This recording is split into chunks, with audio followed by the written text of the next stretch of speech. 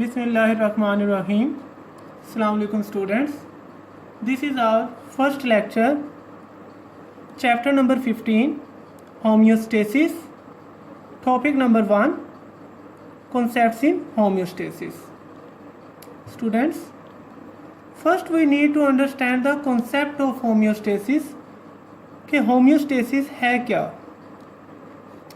For example, the environment present within the body or inside the organism's body is known as internal environment. वो वाली environment जो कि body के अंदर present है उसे हम कहते हैं internal environment. And the environment present outside the body or the environment in which organism lives, वो वाली environment जिसके अंदर organism रहता है, उस इन्वायरमेंट को हम कहते हैं external environment. And for convenient present outside the body. जो एक्सटर्नल इन्वायरमेंट है इसके अंदर जो कंपोनेंट्स हैं वो कंटिन्यूसली क्या होते रहते हैं, फ्लक्चुएट करते रहते हैं. इसके जो फीचर्स हैं वो कांस्टेंट नहीं रहते, माहौलियाती तब्दीलियाँ आती रहती हैं. For example temperature, humidity level, moisture. So for the better working and optimum working of the body, we need to keep our internal environment constant.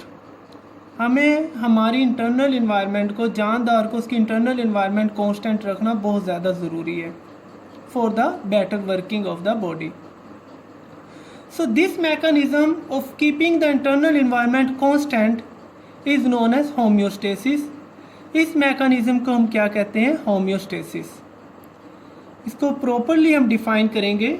The protection of internal environment from the harms of fluctuations taking place in external environment. के internal environment को external environment के अंदर होने वाली तब्दीलियों से बचाए रखना और उसका असरअंदाज ना होने देना.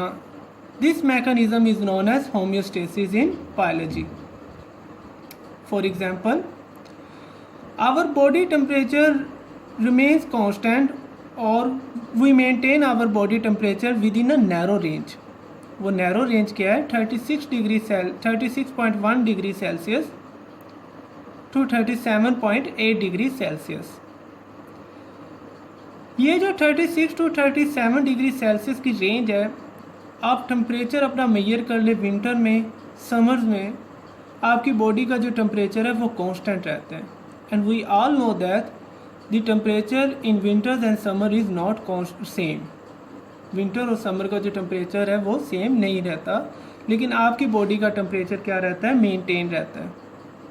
सो this is the example of homeostasis. So there are 3 components of homeostasis और इसे हम कह सकते हैं ससेप्टिबल कंपोनेंट्स.